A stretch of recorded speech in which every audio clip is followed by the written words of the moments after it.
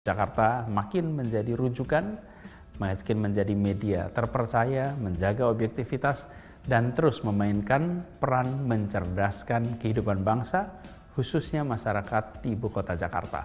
Sekali lagi selamat. Assalamualaikum warahmatullahi wabarakatuh.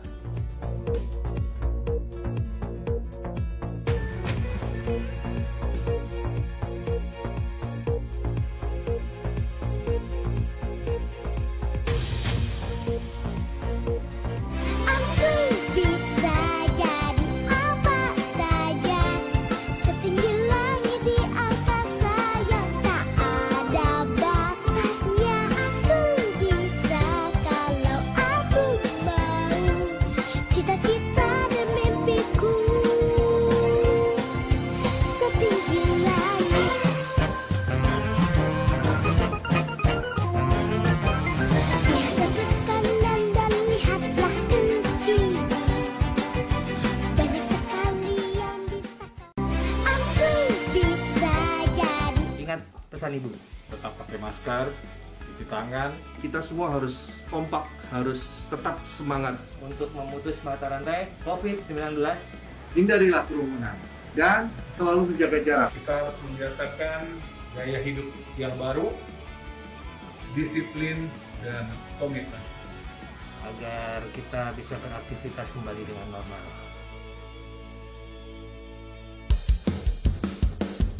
Ingat pesan Ibu, pakai maskermu, cuci tangan pakai sabun, jangan sampai tertular. Ingat selalu pesan Ibu, jaga jarakmu, hindari kerumunan, jaga keluargamu. Ingat pesan Ibu, tetap pakai masker. Assalamualaikum warahmatullahi wabarakatuh. Sahabat Farah, senang sekali kita berjumpa di Zoom Talk Farah.id edisi hari Rabu 18 November 2020. Hari ini kita akan berbicara tentang satu topik yang sangat dekat dengan kehidupan para orang tua, dan tentu saja bagi para calon orang tua ini juga menjadi penting ya untuk tahu bahwa bagaimana kita, ayah dan bunda, untuk mendampingi Ananda, anak-anak kita, meraih cita-cita sesuai minat dan bakat mereka. Baik, langsung saja. Siang hari ini sudah hadir bersama kita seorang psikolog, itu Mbak Riani Fitria. Assalamualaikum Mbak Rani. Waalaikumsalam, Mbak Ufi. Oke, Mbak Riani, ini panggilannya Mbak Rani ya, betul ya? Ya, betul. Oke, Mbak Rani, gimana, sehat Mbak? Alhamdulillah. Sehat selalu. Oke, sebelumnya saya bacakan sedikit nih tentang biodata Mbak Rani. Nama Riani Fitria, lahir 14 Juni 1986. Beliau menempuh pendidikan di Fakultas Psikologi, S1-nya di Universitas Padjadjaran Bandung, dan S2 di Universitas Atmajaya Jakarta. Kesibukan Mbak Rani saat ini sebagai school psychologist di PK Mini Pak Kasur, dan juga psikolog di Kembang Rumah Sakit Harum Jakarta. Baik, Mbak Rani. Ya. Langsung saja nih ya.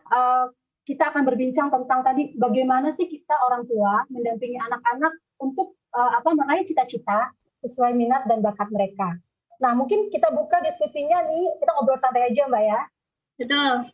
Mungkin dengan satu pertanyaan, apa sih Mbak yang salah dengan menuruti kata orang tua dalam menjalankan cita-cita itu?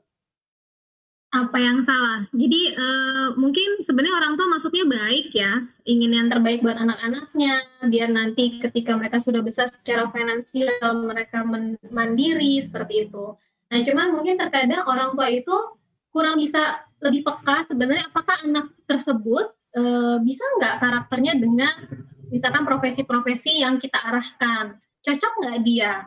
Karena kadang-kadang ketika mungkin waktu dulu boomingnya ayo jadi dokter gitu kan, terus akhirnya berbondong-bondong banyak anak-anak masuk dokter, tapi akhirnya mungkin ada yang tidak selesai atau biasanya bermasalah di tugas akhir, yang mana tugas akhir itu kan menuntut kemandirian, tanggung jawabnya dia, dan itu ternyata setelah ditelusuri, ternyata aku nggak pengen jadi dokter, cuman orang tua kayaknya ngerasa dokter itu profesi yang cukup membanggakan dan secara finansial juga cukup terpenuhi seperti itu. Tapi ternyata anaknya nggak punya tuh minat ke sana. Ada juga yang bahkan ada minat tapi mungkin kemampuannya kurang seperti itu. Nah itu sih yang maksudnya baik, tapi mungkin orang tua kurang menggali sehingga yang menjalani anak itu jadi kurang nyaman dengan pilihan yang diberikan orang. Oke, baik. Sahabat Farah, baik, langsung saja nih saya buka yang memang ingin bertanya baik secara langsung maupun ditulis di laman chat, silakan. Bisa langsung bertanya dengan Mbak Rani. Oke, Mbak. Kemudian tadi ya, berarti di masa mungkin bermasalah nanti di masa depannya gitu ya, yang seperti tadi Mbak Rani sebutkan. Jadi sebenarnya usia berapa sih orang tua itu bisa mengenali ya, kemudian juga mengarahkan? Siapa Mbak? Nah, kalau dulu itu kan biasanya tes bakat minat itu dilakukan SMA ya. Nah, kalau sekarang masalahnya kelas 1 SMA saja itu sudah ditentukan mau jurusannya IPA, IPS, atau bahasa. Walaupun mungkin sekarang biasanya pilihannya cuma 2 IPA atau IPS. Yang mana berarti di SMP anak-anak itu sudah harus mengenali maunya kemana gitu. Walaupun mungkin pengetesan tes bakat minat tetap dilakukan baru di SMA kelas 1. Nah kalau menurut saya sebenarnya pengenalan bakat minat itu sudah bisa dilakukan sejak dini. Jadi sejak TK pun sudah bisa, TK, SD sudah bisa. Nah cuman kadang-kadang orang tua bingung gimana caranya ya. Soalnya kan apa iya anak-anak itu terbayang bakat minatnya dia seperti itu. Nah, jadi sebenarnya bisa, dari kecil sudah bisa dikenalkan. Nah, cuma memang caranya bagaimana, nah itu ada tips and triknya sendiri, seperti itu. Jadi nggak perlu nunggu, oh baru SMP atau SMA, yuk baru ujuk-ujuk kita tes bakat minat gitu. Itu akhirnya, tapi ada hal-hal yang perlu dilakukan sebelum pengetesan tes bakat minat. Oke, halo Mbak. Oke. Baik. Langsung saja ini di layar chat sudah ada yang mau bertanya yaitu Mbak Amelia Fitriani dari Hermong. Silahkan Mbak Amel. Ya, terima kasih Mbak Upi. Siang Mbak Rani ya. Mbak saya ini ibu dari 2 orang anak nih. Anak saya masih usia preschool. Nah, kalau tadi Ibu bilang tentang tes bakat minat, zaman dulu tuh mulai dari SMA gitu ya. Sekarang saya nih sebagai orang tua merasakan langsung bahwa sejak preschool pun gitu, tes bakat minat tuh sudah mulai dilakukan oleh baik pihak sekolah ataupun pihak luar sekolah gitu. Nah sebenarnya seberapa idealnya tuh kapan sih Mbak tes bakat minat itu dilakukan pada anak gitu? Itu yang pertama. Nah yang kedua, yang semua saya tanyakan nih, anak zaman sekarang nih saya juga agak kurang paham ya sebagai orang tua baru. Anak zaman sekarang tuh sepertinya sudah bisa menentukan keinginan sejak dini gitu ya. Sepertinya contohnya yang pertama dia dari kecil sudah sampai sekarang dari konsisten gitu mengatakan bahwa saya kalau sudah besar mau jadi masinis gitu. Nah, yang saya mau tanyakan jika anak sudah punya pilihan gitu dan itu konsisten gitu sejak kecil, baiknya sebagai orang tua apakah kita membuka wawasan lebih mengenai opsi-opsi lain, maksudnya karakter atau cita-cita yang bisa diraih di masa depan, atau kita bantu anak untuk fokus capai impiannya gitu. Baiknya gimana sih Bu? Terima kasih. Ya. Oke Mbak, Aku langsung dijawab ya. Jawab ya, oke. Jadi kalau dari alat tes psikologi sendiri, pemeriksaan psikologi biasanya memang hanya baru bisa dilakukan di usia SMA. Ya, jadi untuk SMA. Namun sekarang ada ya kalau nggak salah yang fingerprint ya kalau nggak salah. Nah, teman sebenarnya fingerprint sendiri itu bukanlah alat tes psikologi secara formal, jadi belum diakui secara ilmu psikologinya sendiri. Nah, kalau misalkan ternyata ada pengetesan di sekolah-sekolah, mungkin harus dilihat dulu. Yang dilihat itu apakah baru mengenal atau membaca minat bakat di saat itu. Gitu. Itu satu untuk pertanyaan pertama. Untuk yang kedua, kalau misalkan anaknya udah bisa bicara nih, udah bilang saya maunya jadi desainer atau saya maunya jadinya polisi. Nah, itu baru dia mengenal. Yang penting adalah sebenarnya kita jelasin ke dia, misalkan dia sukanya desainer. Kan sekarang udah ada banyak ya buku-buku profesi gitu. Nah, kita kenalkan desainer itu nanti pekerjaannya seperti ini loh nak, gitu. Itu pengenalan dulu. Dan sangat mungkin kalau masih usia TK, SD, SMP itu bisa berubah-berubah Jadi selain kita kembangkan apa yang saat itu dia inginkan, saya maunya jadi desainer, nggak apa-apa kita kembangin di situ. Tapi sebenarnya kita juga perlu memperkenalkan pilihan-pilihan yang lain. Contoh, misalkan waktu itu saya pernah dapat cerita seorang anak dari kecil sudah dikenalkan dengan robotik oleh bapaknya. Nah, jadi udah kelas berapa, udah berapa tahun dia ikut ekskul robotik. Suatu ketika ibunya ngerasa nih, kayaknya anaknya saya punya potensi yang lain selain robotik. Akhirnya ibunya mencoba mengenalkan, ayo kita menggambar. Awalnya anaknya menolak, aku nggak mau, aku nggak bisa. Gitu. Tapi ibunya bilang, coba dulu, kan kamu belum coba. Nah, setelah diperkenalkan dengan ekskul menggambar, ternyata hasil menggambarnya sangat bagus sekali. Dan ketika anaknya sudah cukup besar, usia SMP, udah bisa kita tanya jawab tuh lebih dalam, antara robotik sama menggambar, mana yang kamu lebih sukai? Dan kenapa? Nah, kenapa ini juga penting. Akhirnya anaknya menjawab bahwa saya lebih suka ternyata menggambar. Mengapa? Karena dirasakan lebih mudah. Kemudian orang-orang merasa gambar saya lebih bagus dibandingkan yang lain. Nah, mengapa ini, kenapa perlu ditanya? Kita biar tahu motivasinya. Jangan sampai anaknya jawab gini, saya suka gambar, kenapa? Ya, karena gurunya cantik. Nah, nggak bisa itu kalau kayak gitu. Karena kalau gurunya ganti, ya bukan yang cantik, nah itu kan motivasinya dari luar ya. Belum tentu gambarnya hasilnya bagus lagi. Jadi kita harus menggali motivasi yang di dalam dirinya. Apakah itu mudah? Apakah itu menyenangkan? Apakah memang hasil karyanya menurut gurunya dan menurut teman-temannya dinilai baik? Nah, itu motivasi internalnya. Jadi bukan faktor dari luar dirinya ya, tentang gurunya cantik, ganteng, atau misalkan kebetulan buku yang disajikan cukup menarik, tidak. Jadi internalisasi dari diri dia. Oke, Mbak Amel. Sudah jelas ya Mbak Amel ya? Iya. Oke, terima kasih. Tapi satu lagi kalau boleh ya. Ini boleh, gimana sih Mbak? Boleh. Sambung tadi motivasi dari internal itu sebenarnya gimana sih cara kita sebagai orang tua bisa membantu men-trigger gitu motivasi internal anak pada bakat atau kegiatan tertentu, gimana sih Bu caranya? Nah, jadi kalau anaknya udah SMP, biasanya pemahamannya kan sudah lebih dalam, secara kognitifnya juga sudah lebih matang. Jadi kalau kita bertanya mengapa, dia sudah bisa cukup menjelaskan. Nah, kalau misalkan untuk anak-anak yang lebih kecil, kalau anaknya pintar bicara, biasanya dia udah bisa tuh, aku suka ini aja. Mungkin dia baru bisa jawab, karena aku suka. Gitu. Nanti kita bisa bandingin sama sesuatu hal yang dia nggak suka. Kenapa kamu nggak suka yang ini? Nah, nanti biasanya akan keluar tuh kata-kata, susah sih, gitu. Atau, aku nggak suka aja. Nah, itu udah bisa. Tapi kalau misalnya dia bilang, karena aku nggak mau, nah itu masih belum jelas. Nah, gimana caranya bisa kita tahu dan itu menjadi internalisasi? Nah, prinsipnya adalah sebenarnya ada prinsip 3B. 3B itu, B yang pertama adalah kita berikan anak banyak aktivitas. Tuh, yang B yang kedua, aktivitas yang diberikan itu beragam. Jadi, misalkan kita kasih dia permainan, jangan puzzle terus, tapi banyak. Misal ada puzzle, ada menggambar, ada misalkan bermain pasir. Nah, jadi beragam. Yang ketiga, dia harus banyak bertemu banyak orang. Dari situ baru kita bisa lihat anak kita ini punya bakat minatnya seperti apa. Jadi bisa aja misalkan ketika dia ketemu banyak orang, kok anaknya ramah sekali ya. Jadi dia akan menyapa. Nah, itu juga bakatnya dia itu. Berarti nanti ada kemungkinan nanti kalau memang bakatnya terus-menerus sama ya, wah ini cocok nih nanti untuk buat communication gitu, jurusan itu. Atau misalkan, kok dia bisa ya syairnya bagus gitu kan, biasanya suka ada tugas-tugas sekolah tuh anak bersyair gitu. Ternyata ketika diberikan setiap kali tugas bersyair, anaknya sangat menghayati, kemudian dia bisa menjiwai, terus intonasinya, wah ternyata dia bagus nih buat public speaking, seperti itu. Nah itu nanti, tapi yang penting adalah 3B itu kita terapkan.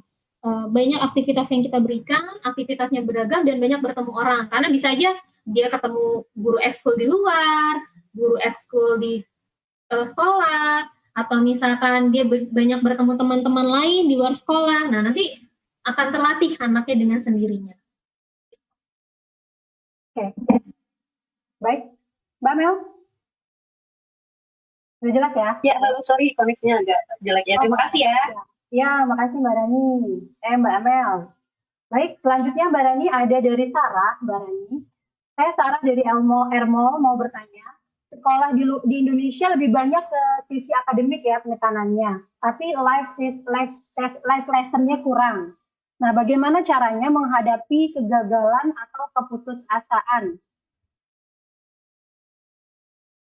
Sebenarnya perlu nggak sekolah menerapkan hal tersebut atau harus dilakukan oleh orang tua? Mungkin maksudnya Mbak Sarah nih, di sekolah apakah juga ada mungkin pendidikan karakter seperti itu ya, Mbak Rani ya? Karena kan di sekolah tuh hanya kita fokusnya pada nilai akademis gitu. Baik, mungkin bagaimana supaya anak itu bisa jadi anak yang tangguh jika mungkin ceritanya gagal atau mungkin dia harus berbelok di tengah jalan seperti itu. Silakan Mbak. Oke, jadi gini, kalau kita kaitkan sama sekolah ya, kalau saya selalu meyakini bahwa ketika orang tua memilih sekolah, kita harus paham dulu visi misinya sekolah. Apakah visi misi sekolah itu sejalan dengan visi misi keluarga? Nah, itu dulu yang sebenarnya harus kita temukan. Terkadang ada beberapa keluarga yang memang belum menentukan tuh visi misi keluarganya, sehingga mungkin pertimbangan masuk sekolahnya lebih kepada yang penting dekat rumah. Yang penting misalkan let's say dia sekolah agama, atau misalkan dia sekolah negeri aja karena lebih murah. Nah, itu sebenarnya pertimbangan secara umum. Nah, tapi kalau misalkan orang tua sudah punya visi misi keluarga, misalkan saya inginnya anak saya ini bisa survive di masa depan, tidak hanya akademik ya, tadi mungkin harapannya seperti itu ya, tidak hanya akademik, tapi dia bisa menjawab tantangan masa depan. Nah, kalau visi misi keluarganya seperti itu, maka carilah sekolah yang bisa setidaknya membantu harapan orang tua bisa terwujud gitu. Berarti nggak bisa ya kalau misalkan kalau sekolah negeri kayak begini, kalau sekolah internasional seperti ini, kan sekolah di Indonesia sebenarnya banyak, ada negeri, internasional yang pakai kurikulum Cambridge, ada sekolah alam, ada sekolah agama dengan agama keyakinannya masing-masing. Nah, mana sekolah yang menurut orang tua sesuai dengan visi misi keluarga? Kalau sudah dipilih yang sejalan dengan visi misi keluarga, lalu kemudian di mana porsinya orang tua? Gitu. Karena kita tidak bisa tuh menyerahkan seluruhnya ke sekolah, karena sekolah punya porsinya, orang tua juga punya porsinya. Dan sebenarnya anak-anak itu lebih banyak menghabiskan waktu dengan orang tua, dengan keluarga. Nah, berarti apa yang bisa dikembangkan di rumah? Yang tadi saya bilang, berikan anak-anak itu, kalau anak usia dini dan TK, beragam permainan. Kenalkan dia dengan beragam profesi ini loh. Kan sekarang banyak buku-buku yang profesi kayak seperti blogger itu dibahas. Ada beberapa buku seperti itu. Jadi blog yang saat ini banyak ya lagi booming ya.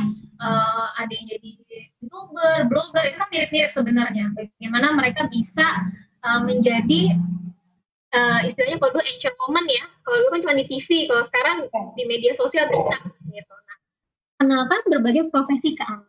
Kemudian berikan aktivitas yang memang menunjang ke arah sana. Misalkan, saya ingin anak saya ini punya bakat, punya kemampuan untuk berbicara di depan orang banyak itu pede. Nah, berarti dia harus ketemu banyak orang. Terus dia harus berlatih memperkenalkan diri. Kenalkan anak saya ini. Nah, kalau dilatih, lama-lama punya kemampuan itu. Nah, tapi kalau orang-orang berharap saya punya anak berani di depan orang lain, tapi anak di rumah aja, ketemu orang asing udah malu masuk kamar. Nah, bisa seperti itu. Jadi memang harus balik ke visi misi keluarganya apa? Apakah sekolahnya sudah sejalan-jalan dengan visi misi kemudian orang tua yang mana yang mau diambil, mau dikembangkannya seperti apa? Jadi apakah kita harus cek apakah aktivitas yang kita berikan sudah beragam?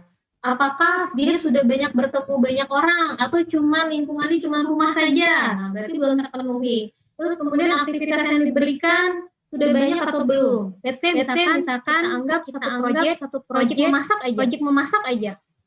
Proyek memasak bersama ya, pekan akhir pekan berinisiatif. Ayo kita bikin makanan hari ini. Setiap anak dan orang tua punya porsinya. Anak-anak boleh milih kita mau masak apa hari ini. Kemudian itu aja udah suatu hal. Jadi mereka terbiasa mengungkapkan apa yang dia rasakan. Dia punya ide. Nah, ini kan kalau nanti di orang-orang kreatif, ide ini penting nih. Ide apa yang bisa kita inikan kan? Seperti itu. Nah, jadi bikin proyek-proyek kecil di rumah yang mana itu mengasah kemampuan anak dan akhirnya anak punya minat. Misalkan kalau ibunya orang baking. Nah, bisa tuh dilibatin pas ibunya baking, ayo kita bikin kue sama-sama. Ini resepnya, nanti si kakak suruh baca resepnya apa, nanti berdua sama adik susun bahannya. Nah, itu aja sudah mengembangkan minat bakat dari hal yang kecil-kecil seperti itu, Mbak Ovi. Oke, baik. Mudah-mudahan tadi saya tidak salah ya membacakan pertanyaan Mbak Sarah ya. Baik, yang ketiga ini Mbak, langsung aja nih kita Mbak ya. Dari Mbak Indraswari Wiryanti. Pertanyaannya adalah, anak saya yang perempuan saya arahkan untuk bisa berkarya dari rumah saja nanti pada saat dia sudah berkeluarga. Dan nanti punya anak gitu ya. Menurut pendapat Mbak Rani gimana Mbak tentang hal itu? Oke. Menurut saya boleh-boleh aja. Itu kan berarti itu termasuk visi misi keluarga. Mungkin ada pertimbangan ibu sendiri mengapa hal itu diperlukan. Nah, tapi di sini nanti kalau anaknya sudah mulai SMP, coba dikomunikasikan, didiskusikan, bahwa nanti ke depannya kamu pasti akan lebih banyak di rumah. Kenapa? Karena misalkan perannya ibu nanti akan seperti itu. Jadi didiskusikan, sehingga anak jadi paham apa yang dimaksud orang tuanya. Nah, nanti dari situ, anak juga bisa menjelaskan, oh iya oke, berarti iya benar ya, ibu saya pengennya seperti ini dan saya sepaham. Atau kalaupun misalnya ternyata anaknya kurang setuju ya, kita tanya, apa yang kamu kurang setuju? Misalkan, oh karena aku nanti susah bagi waktunya, oh berarti skill itu yang harus kita kembangin. Jadi tetap kita buka diskusi sama anak dan jelaskan maksudnya apa.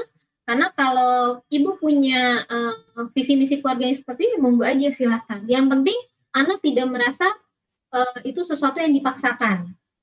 Makanya harus ada komunikasi dua arah. Karena kalau anak-anaknya sudah semakin besar, sudah semakin remaja, mereka perlu diskusi. Kenapa harus seperti ini? Dan ibu harus bisa menjelaskan, karena nanti peranan kamu akan seperti ini, dan seperti itu. Oke, baik. Baik Mbak Indraswari. Selanjutnya nih Mbak, langsung ya kita ke pertanyaan keempat. Mbak Riani dari Mbak Yunilawati, Farah.id nih kru Farah. Mbak, sejauh mana peran orang tua mendampingi anak mencapai cita-citanya? Dan kalau nanti sudah tercapai, apakah kita lepas begitu aja atau bagaimana? Oke. Cita-cita itu kan sebenarnya, nah ini dijelaskan dulu nih cita-cita apakah sampai dengan anak sudah mulai berkuliah atau sampai dengan anak sudah memiliki suatu pekerjaan. Nah ini mungkin harus dijelaskan lagi, jadi cita-cita yang seperti apa. Kalau misalkan hanya sampai dengan, oh yang penting anak saya sudah jelas mau kuliahnya di mana, sudah tahu dia akan mengambil jurusan apa, tetap perlu didampingin. Kenapa? Karena itu kan perpindahan ya dari anak remaja SMA terus kemudian dia menjadi dewasa awal. Diarahkannya dalam artian nanti kita bisa lihat tuh, karena tugas-tugas perkuliahan dengan tugas-tugas SMA akan berbeda. Dia harus mandiri, dia harus membagi tugas dan kawan. Kalau misalkan orang tuanya sudah membangun pembiasaan kemandirian di awal, harusnya pada saat kuliah orang tua hanya wait and see aja, hanya melihat, dan anak akan bercerita kesulitan-kesulitan apa yang dihadapi. Jadi tetap peran orang tua ada di situ hanya untuk memantau sejauh mana dia bisa survive di dalam dunia perkuliahan. Tapi kalau misalkan cita-cita yang dimaksud di sini adalah sampai dia mendapat suatu pekerjaan, nah ini mungkin harus dilihat apakah nanti orang tua yang harus mencarikan pekerjaannya atau bagaimana. Tapi sebenarnya fungsi orang tua tuh selalu ada. Tapi mungkin porsinya semakin lama semakin tidak banyak. Karena semakin anak ini remaja, semakin dewasa, porsinya orang tua sudah tidak sebanyak ketika masih TK, masih SD, SMP itu masih porsinya masih agak banyak. Jadi memantau itu masih perlu dilakukan. Oke, baik Mbak. Memang ini ya profesi seumur hidup ya Mbak ya, orang tua ya. Harus tetap baik. Selanjutnya Mbak, lagi ada yang tanya dari Mbak Intan Fitri. Pertanyaannya adalah, anak saya perempuan kelas 2 SMA ingin sekali masuk jurusan perfilman. Tapi dua wali kelasnya mengatakan, bagus nih kalau dia masuk jurusan bahasa Inggris karena nilai-nilainya sama ini sangat baik. Nah, menurut Mbak Rani, bagaimana seharusnya Mbak Intan ini untuk mendampingi anaknya mengambil keputusan nantinya? Oke. Jadi yang perlu kita gali adalah anaknya. Jadi ketika anaknya bilang mau jurusan perfilman, kita harus tanya, apa yang membuat jurusan perfilman buat kamu menarik, nak? Nah, nanti anaknya harus kita lihat nih menjelaskan, oh karena ini. Misalkan, oh karena jurusan perfilman ke depannya itu akan banyak improvisasi. Nanti tuntutan zamannya masih banyak dibutuhkan. Nah, jadi kita lihat reasoning anak kita gimana. Kalau misalnya reasoning anaknya, oh karena temenku masuk jurusan perfilman, mah. Oh, karena kalau perfilman ya, siapa tahu nanti aku dapat pasangan di sana, gitu. Nah, jadi reasoning itu yang harus kita gali. Mengapa itu menarik? Nah, kalau bisa juga alternatif. Jadi, oke, kamu suka perfilman karena ini. Selama alasannya memang intrinsik dari diri dia, kenapa tidak? Kemudian, dan berikan alternatif. Misalkan, kamu nggak keterima di perfilman karena mungkin fakultas atau universitas itu favorit, gitu. Apa yang kamu sukai selain perfilman? Nah, jadi ada alternatif solusinya. Terkadang, sekarang ini, kita cuma nentuin satu. Ternyata pada saat perjalanan, kuota sekolah itu terbatas. Atau secara budget finansial keluarga terbatas. Sehingga anak jadinya tidak luas gitu. Aku maunya ini, nggak mau, pokoknya mau ini. Nah, kita harus mulai ajarkan, misalkan kamu tidak dapat di sini, apakah ada jurusan lain yang kamu sukai? Nah, jadi ada alternatif solusinya. Nah, kalau misalkan gurunya bilang, nah mungkin usulan dari gurunya juga bisa kita masukin. Apakah, misalkan tadi usulannya apa Mbak Ovi, aku kurang jelas. Jurusan bahasa Inggris. Oh, bahasa Inggris, oke. Nah, nanti bisa tanyakan ke anak, kamu suka apa selain perfilman, satu, terus kedua, kalau bahasa Inggris menurutmu gimana, nak? Gitu. Oh, aku bahasa Inggris itu gampang banget. Nah, berarti sebenarnya secara kemampuan dia punya, secara bakat punya. Nah, kita tanya minatnya, kamu suka nggak dengan bahasa Inggris? Nah, mungkin bisa jadi alternatif yang kedua, usulan dari guru sekolahnya. Yang penting kita tampung dulu.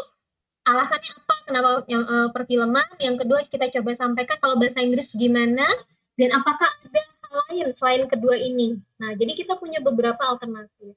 Nah, selain itu, penting untuk sebenarnya, sekarang kan banyak ya kita bisa studi banding. Jadi mau ikut dari sekolah SMA-nya mungkin melakukan studi banding ke kampus, bisa juga orang tua yang melakukan. Jadi gini, misalkan ibu punya teman yang bekerja di bagian perfilman, tidak ada salahnya kita ajak anak kita mengobrol dengan teman kita. Kalau bisa, misalkan memang lagi syuting atau gimana, jadi anak bisa secara real, oh perfilman seperti ini ya.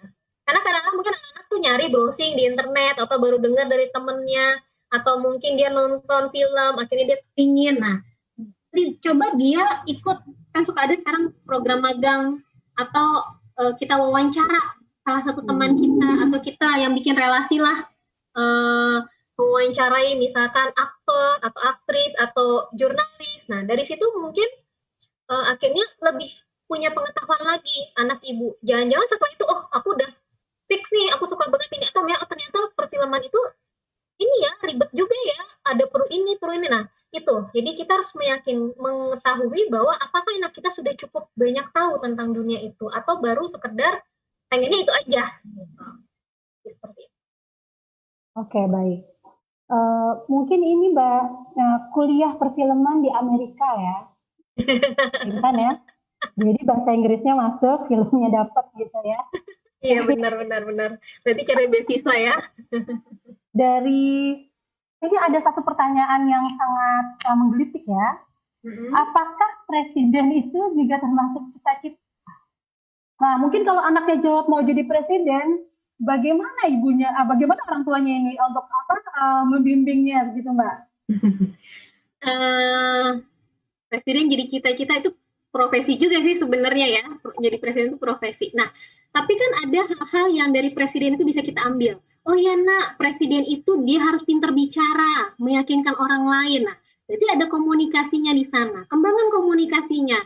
Jadi kalau misalkan cita-cita presidennya tidak dapat, setidaknya dia bisa ngomong depan orang. Ya kan, bisa berpidato. Atau kalau presiden nggak dapat ya nggak apa-apa lah, pilkada yang di bawahnya gubernur atau wali kota. Jadi tentang suatu profesi itu bisa kita lihat kompetensi apa saja yang dimiliki oleh profesi itu. Public speaking-nya, punya PD-nya, terus dia punya pengetahuan yang luas loh nak, gimana dia bisa mengelola suatu negara. Kalau misalkan dia tidak tahu, misalkan Indonesia itu punya berapa pulau dan kawan sejarah. Nah, di situ bisa kita kembangkan. Jadi tidak hanya titel presiden, tapi kita bedah.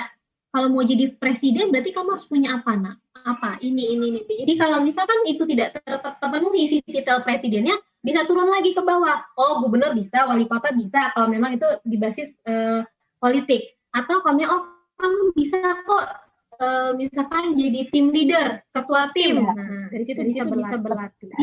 Nggak hanya titel. Ya, gitu. Iya, jadi kan bagaimana anak itu bisa mendapatkan pembelajaran seputar leadership gitu ya Mbak, mungkin ya, panjang usianya gitu ya. Baik. Jadi siapa tahu nanti berubah pikiran, aduh ternyata nggak mau jadi presiden gitu ya. Terakhirnya karena sulit, susah. Nggak gitu juga ya Mbak ya. Baik. Mbak Rani, kemudian ada lagi pertanyaan dari Aruna Haru ini. Saya orang tua yang punya concern soal kesehatan mental. Pertanyaannya adalah bagaimana membantu anak kita untuk dia punya mental yang tangguh, terutama dalam menghadapi masalah dan situasi yang sulit ketika dia nanti mengejar cita-citanya. Oke. Nah, kesehatan mental sekarang memang lagi banyak dibahas ya. Pertama, memang kalau kita mau bahas kesehatan mental, kita harus lihat juga dengan kematangan emosional. Nah, itu dasarnya dulu. Jadi sejauh mana anak-anak ini sudah tahu emosi itu ada berapa macam sih, dan dia bisa memahami saat ini dia sedang merasa apa. Itu dulu. Itu paling basic sekali untuk anak usia berapapun. Idealnya memang anak usia dini, SD itu sudah tahu itu. Jadi dia tahu, oh ini perasaan marah, oh ini perasaan sedih, oh ini perasaan kesal. Seringkali anak-anak itu bahkan tidak tahu sebenarnya apa yang dia rasakan. Jadi misalkan dia sebenarnya ada rasa kesal sama temannya, tapi yang dilakukan dia memukul temannya. Nah kalau ditanya balik, kenapa kamu memukul temanmu? Dia nggak bisa tuh ngomong, karena dia tidak mengenali emosi dirinya. Jadi yang pertama adalah anak harus belajar kenal dulu dengan emosinya. Sekarang banyak sekali ada film Inside Out ya kalau nggak salah, itu pengenalan tentang emosi, yang film kartunya. Bisa juga ada buku-buku pengenalan emosi, itu marah gimana, kemudian sedih gimana. Jadi ada ceritanya tuh, oh kalau misalkan ada adik yang matahin mainannya kakak, itu tuh bikin marah itu nggak enak di dada. Nah itu ada buku ceritanya, jadi kenalkan emosi. Kalau sudah kenal, kita tes. Misalkan kita bisa tes dengan cara kita bisa bikin gambar berbagai macam ekspresi, atau kita print dari laptop gitu ya, dari Google. Nah, nanti dia sudah tebak nih. Nah, ini lagi ngapain ya? Adiknya lagi merasa apa ya? Oh, ini sedih. Oh, senang. Oh, ini oke. Terus kalian tanyakan lagi, kira-kira kenapa ya dia sedih? Nah, kalau anak-anak sudah bisa menjawab, berarti dia sudah bisa mengenali berbagai emosi. Nah, kemudian ketika anak kita lagi sedih juga kita bisa melabel, oh kamu lagi sedih ya, soalnya kakak tampak sedang menangis. Nah, baru dia menyadari, oh iya aku lagi sedih. Kalau sudah mengenal emosi, baru kemudian kita mengajari meregulasi emosi. Jadi sebaiknya kalau lagi marah apa yang harus dilakukan. Nah itu kan ada ya kalau misalkan dari agama Islam ya, kalau lagi marahnya diri harus duduk, kalau masih marah juga tiduran, kalau misalnya masih marah juga kita ambil wudhu. Nah mungkin kalau buat anak-anak kita bisa kasih tahu dia kalau lagi marah tarik nafas panjang, dan banyak cara yang lain untuk meregulasi emosinya. Kalau sudah mengenal emosinya dan dia meregulasi emosi, sebenarnya komunikasi harus kita kembangkan. Misal tiba-tiba anak pulang nih ke rumah marah gitu kan, terus kita tanya, kenapa kok kakak tampaknya marah? Terus nanti dia kan bercerita, iya aku tuh bawa mainan, terus mainanku dihilangkan sama temanku. Nah di situ kita penting memilah-milah kira-kira apa ya yang bikin dia marah. Terus kamu apa yang kamu lakukan? Ya aku cubit temanku. Nah lalu setelah kamu cubit, aku dimarahin bu guru. Nah, di sini harus kita pilih nih cerita anak, penyebabnya apa yang dia lakukan, dan dampaknya apa. Nah, setelah anak sudah tenang, baru kita bahas tuh. Berarti sebenarnya kalau kakak nggak perlu bawa mainannya nggak hilang dong. Iya benar juga sih, Bun. Kalau mainannya nggak hilang, kamu nggak perlu cubit teman kamu deh. Iya. Terus nggak perlu dimarahin bu guru? Iya juga. Nah, dari situ setiap kejadian demi kejadian itu kita bahas, tentunya dengan situasi yang lebih menyenangkan saat itu buat anak, akhirnya anak belajar bagaimana mengatasi permasalahannya. Nah, jadi step by step-nya seperti itu. Apakah tindakan yang dia lakukan dalam mengatasi masalahnya sudah benar atau belum? Apakah bisa mencubit? Kan kalau mencubit nggak menyelesaikan masalah, barang kamu tetap hilang juga. Nah, kita ajarkan dia untuk misalkan coba kamu ngomong sama teman kamu, coba deh kamu ganti mainanku ya, karena itu mainan kesukaanku. Nah, itu kita latih keterampilan anak. Jadi banyak tuh kalau mau ngembangin gimana anak bisa problem solving-nya bagus, ya tahapannya itu. Panjang memang, tapi ini keterampilan anak-anak bawa sampai dia mandiri, remaja, dewasa ini akan dibawa. Itu perannya orang tua. Gitu. Oke. Mbak Reni, kalau kita bicara cita-cita ya, minat dan bakat itu juga kan tadi anak mau apa, orang tua mau apa. Nah, sebenarnya bagaimana caranya kita mencari, bagaimana mengharmonikan dua keinginan ini supaya kedepannya kita anak akan menjalani satu cita-cita dengan penuh kesadaran gitu ya, meskipun misalnya itu ternyata pilihan orang tuanya gitu. Jadi gini, ada orang tua yang berhasil, misalkan orang tuanya dokter, dan misalkan orang tuanya punya harapan anaknya akan meneruskan jejak orang tuanya menjadi dokter. Maka yang bisa dilakukan orang tua adalah mengenalkan profesinya sedini mungkin. Misal, misalkan pas ayahnya praktek jadi dokter, anaknya ikut. Gitu. Tentunya dengan usia tertentu ya. Jadi anaknya melihat keseharian ayahnya itu ketika menjadi dokter seperti apa. Itu kan udah pengenalan profesi secara langsung. Terus kemudian mungkin bisa dengan cara diberikan tayangan-tayangan terkait dengan dokter, peralatan. Nah, sehingga secara nggak langsung itu sudah mulai mengarahkan. Nanti dari situ kita lihat apakah anaknya jadi cukup nyaman, apakah sebenarnya dia enjoy aja, berarti itu bisa dilanjutkan. Gitu. Tapi kalau misalkan anaknya semakin lama tidak bisa ke arah situ, karena misalnya gini, itu udah ngenalin jadi dokter, ternyata pas udah SD, kok nilai-nilainya nggak gitu bagus ya, misalnya matematiknya, biologinya, dia belum punya minat ke sana. Nah, berarti sebagai orang tua, kita juga harus melihat alternatifnya nih, kalau misalnya nggak jadi dokter, jadi apa ya?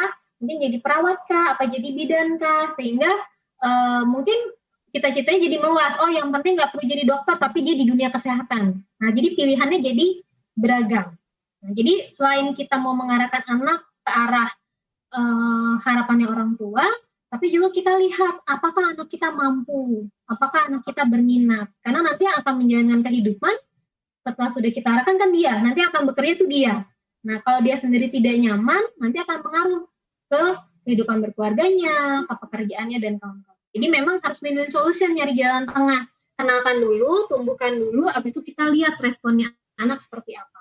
Kalau misalkan cita-cita jadi dokter itu masih terlalu berat, ya udah kita luaskan apa nih yang berkaitan dengan dunia kesehatan. Apakah dia jadi bidan, perawat, apakah jadi bagian ahli teknologi kesehatan. Jadi diperluas lagi, tapi tetap temanya adalah kesehatan.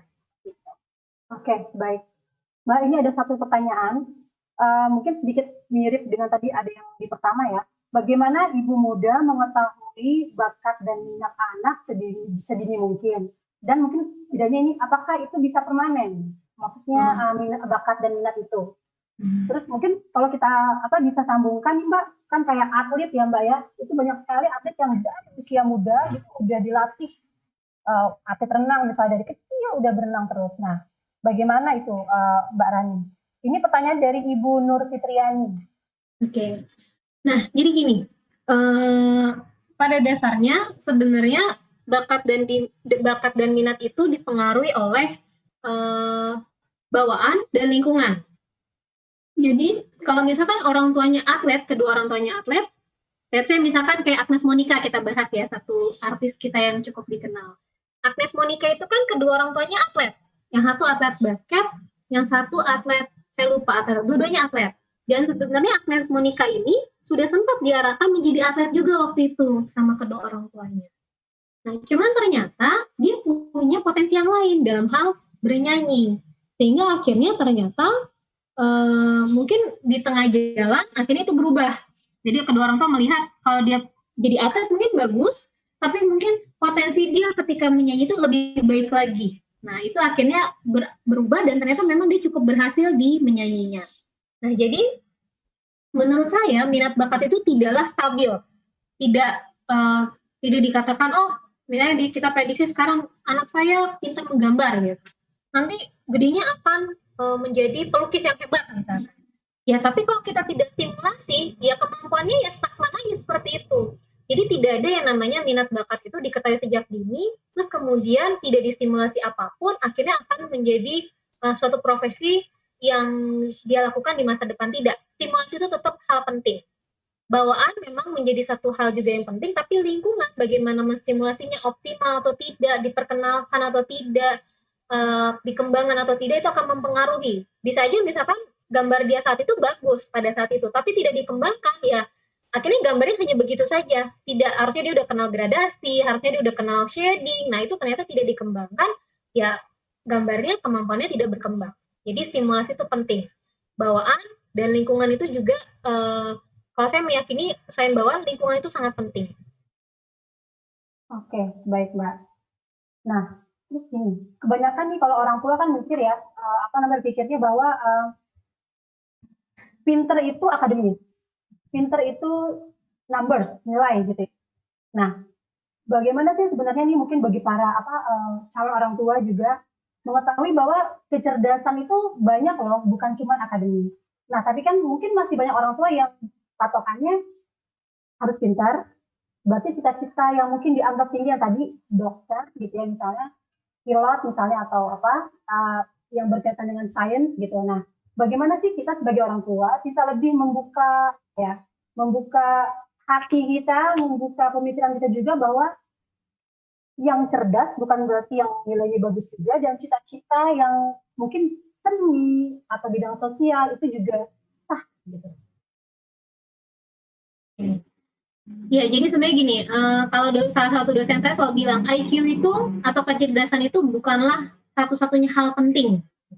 Karena sekarang banyak, misalkan orangnya pintar, IQ-nya kumlot, tapi kok susah ya cari kerja. Nah, itu kan banyak tuh sekarang ya, IQ-nya kumlot, nilai sekian, tapi kok pada saat dia interview pekerjaan, ternyata seringkali ditolak. Kenapa? Oh, ternyata dia punya kesulitan komunikasi. Tuh. Atau kedua, dia terlalu mengagung-agungkan, saya kumlot loh. Kayak kemarin sempat booming ya, mau gaji sekian juta, tapi fresh graduate gitu kan. Itu sempat tuh dibahas. Nah, padahal ketika nanti dia bekerja, banyak faktor yang menjadi pertimbangan. Apakah dia bisa berkomunikasi dengan baik kepada orang lain? Apakah bisa menyampaikan yang dia maksud? Kemudian itu secara soft skill-nya. Karena kalau sudah bekerja tidak lagi memaparkan, biasanya kan nilai IPK itu hanya sebagai standar minimal. Biar keterima minimalnya 3, minimalnya 2. Tapi untuk beberapa perusahaan, kadang-kadang ketika dia performnya bagus, dia mau belajar, prinsipnya saya mau belajar ya, mau belajar, diterima aja tuh. Gitu. Jadi sebenarnya pinter itu adalah mungkin bisa jadi dasarnya.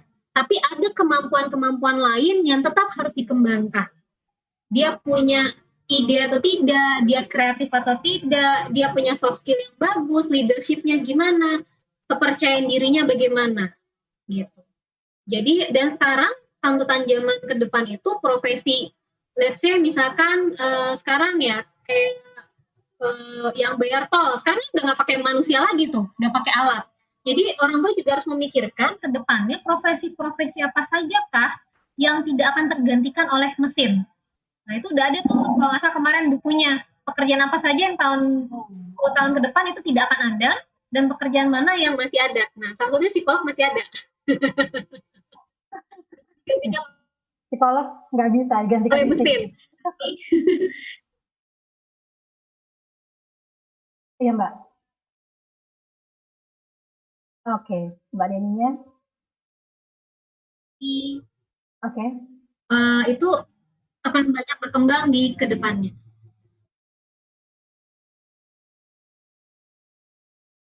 Baik. Oke, Mbak Deni. Siap. Jadi kita tadi udah dengar banyak banget nih dari Mbak Rania bagaimana cara kita sebagai orang tua untuk mendampingi anak kita meraih cita-cita mereka sesuai dengan minat dan bakat. Mungkin terakhir ini Mbak,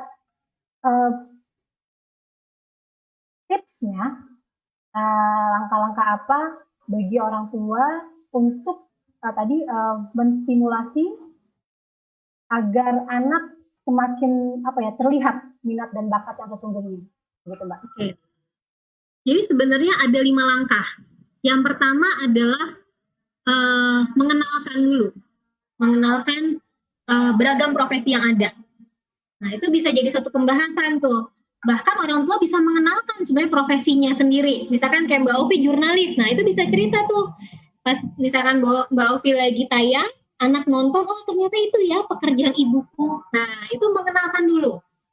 Nah terus kemudian yang kedua menumbuhkan. Menumbuhkan adalah itu tadi, bikin proyek-proyek kecil di rumah. Misalkan kita maunya anaknya jadi jurnalis. Nah di rumah boleh nih kita bikin permainan membaca berita.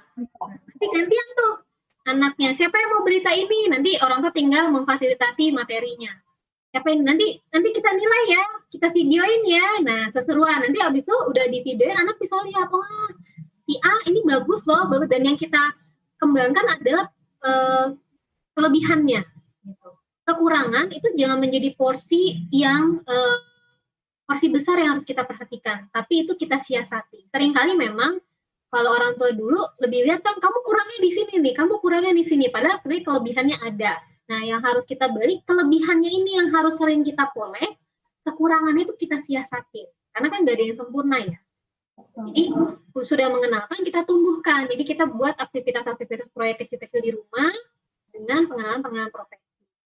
Yang ketiga adalah membacanya, membaca bakat minat anak. Kalau buat anak-anak usia dini itu TK dan SD dengan observasi. Nah, prinsipnya itu pakai 3E, easy, excellent, dan enjoy. Nah, kegiatan yang paling gampang misalkan tentang kita misalkan mau ngenalin melihara binatang. Nah, pada saat anak kita punya binatang, kita pelihara, kita lihat, kita amatin, anaknya senang nggak, enjoy nggak dia. Terus kemudian kalau kita kasih tugas nih, ayo kamu mandiin atau kasih makan gitu kan. Nah, terus kemudian setelah itu bagus nggak ininya, kasih makannya benar nggak, si kucingnya jadi bersih nggak. Jadi kita yang menilai, itu excellent tuh kita yang menilai. Terus kemudian easy, menurut dia mudah nggak. Jadi kita lihat. Dan banyak aktivitas-aktivitas lain, misalkan menari, bernyanyi. Nah, dari situ kalau kita amati terus-menerus, terus bisa kita catat. Jadi kita bisa bikin tabel, aktivitas apa yang udah kita kasih, kemudian 3 itu. Jadi enjoy, excellent, sama easy. Nah, nilai anak ini paling bagus di mana. Nah, dari situ kita bisa lihat, oh ternyata dia punya bakat di sini, bakat dari itu bertahun-tahun. Jadi kalau udah SMP baru tuh kita tanyakan lebih lanjut. Dan biasanya mungkin bisa kita tumbuhkan dengan, oh kalau dia suka gambar, yuk kita kursusin gambar. Gitu. Nanti dijalanin, nah namanya anak, karena masih TK dan usia dini, mungkin karena ada bosennya, ya nggak apa-apa, jeda dulu, nanti kita tawarin yang lain, ya udah kita coba robotik yuk, gitu. Kenalin dulu, sampai akhirnya kita bisa lihat, oh kalau yang robotik dia kok kayaknya nggak terlalu suka ya, terlalu monoton buat dia. Oh tapi kalau gambarnya kita lanjutin lagi, dia kembali suka.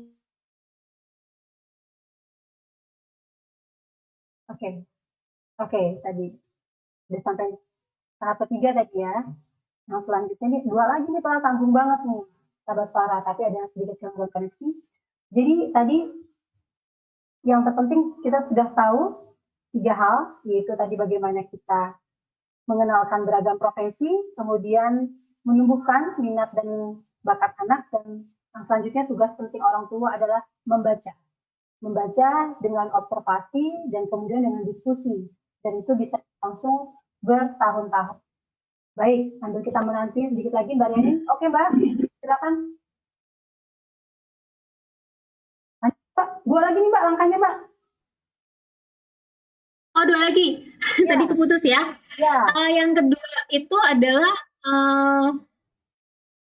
tadi mengenal, menumbuhkan, membaca, memahami, dan kemudian mengembangkan ya, memahami dan mengembangkan. Jadi habis itu kalau kita mau, kita bisa kerjasama. Sekarang udah ada banyak program magang. Kadang-kadang ada beberapa sekolah yang bahkan sudah ada kerjasama program magang itu. Gitu. Nah ini tergantung. Jadi magang ini bisa sederhana, misalkan ibunya kerja di penerbitan. Nah misalkan anaknya datang, boleh ya anak saya bisa berada di sini untuk beberapa waktu, nanti boleh dia dikasih tugas seperti itu. Nah nanti dari situ anak akan lebih terbayang nanti pekerjaan di masa depannya seperti apa. Nah tapi tergantung dari seberapa banyak koneksi orang tua. Pelan-pelan aja, karena nanti ada teman yang misalkan ahli fotografer, nah nanti anak saya di sana ya, saya titipkan, nanti kamu boleh kok kasih penugasan ke dia, oke lah ya seminggu 2 minggu, nah itu. Sampai akhirnya di akhir, kita sudah tahu dan kita bisa nanya ke anak, profesi apa nak yang nanti mau kamu pilih.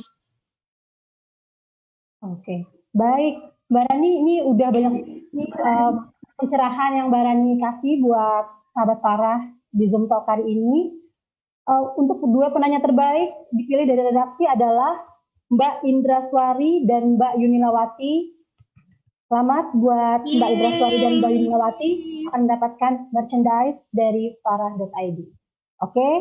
Nah, baik Mbak Rani, terima kasih banyak karena sudah menjelaskan banyak hal kepada kami, orang tua dan juga calon orang tua. Jadi buat sahabat Farah di sini, teruslah untuk kita mengenali anak kita. Kita kenalkan berbagai profesi, kita kenalkan seisi dunia ini kepada anak kita sebelum kita memastikan, sebelum anak akan menentukan cita-citanya nanti akan menjadi apa. Dan kita harus tetap berkembang sebagai orang tua agar kita bisa mendampingi anak-anak kita untuk meraih cita-cita mereka kelak. Baik, terima kasih Mbak Rani sekali lagi, terima kasih banyak sudah hadir di Farah.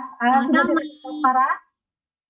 Oke, sahabat Farah, sekali lagi jangan lupa untuk tetap menjaga protokol kesehatan, menjalankan 3M, tetap sehat dan juga tetap semangat. Terima kasih, mohon maaf atas segala kekurangan. Assalamualaikum warahmatullahi wabarakatuh. Waalaikumsalam warahmatullahi wabarakatuh. Terima kasih. Terima kasih Mbak Riani.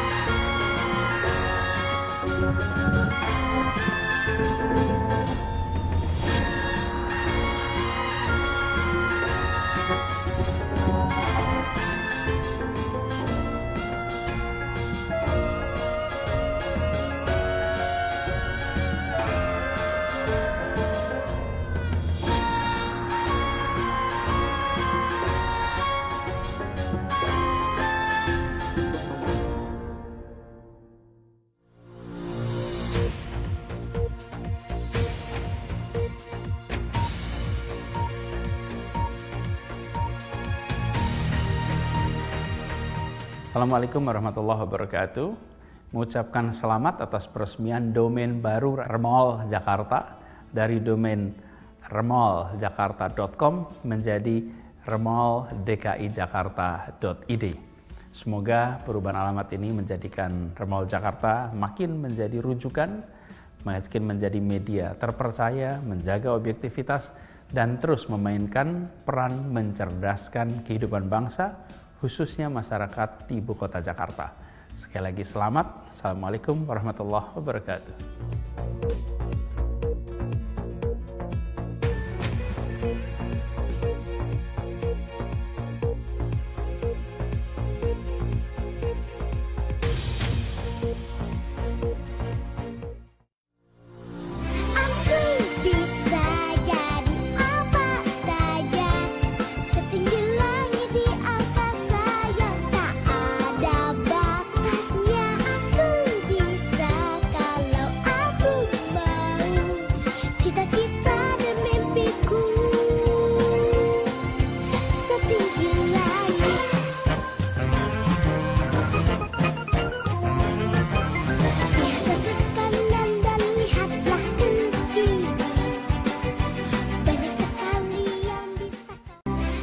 Pesan ibu tetap